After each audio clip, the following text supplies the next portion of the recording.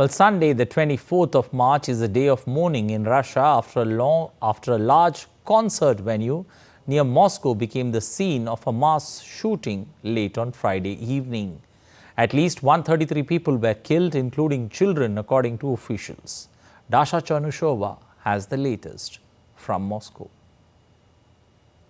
The Russian cruise missile has violated the Polish airspace and has remained there for 39 seconds. It has violated and then returned to leave this airspace. In response, they had to raise the aircraft in Poland. However, to these statements, there has been no confirmation from the Polish side. From the Russian side, we haven't heard it either. The Russian Ministry of Defense hasn't provided yet any comment, neither to the attacks against the Ukrainian side on Sunday, nor towards this missile, which is claimed to have violated the Polish airspace.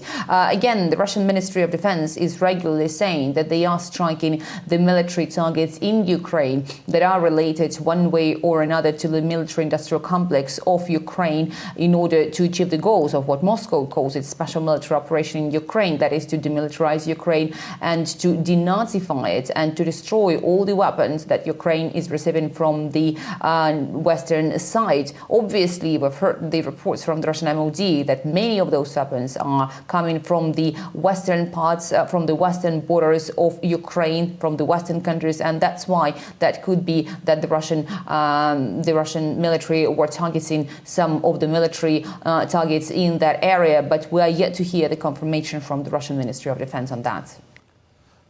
Well, in the latest update from the Russia-Ukraine conflict, Russia launched airstrikes on Kyiv and the western Ukraine city of Lviv on Sunday. The head of Kyiv's military administration said Ukraine air defense downed about a dozen missiles over Kyiv and nearby areas.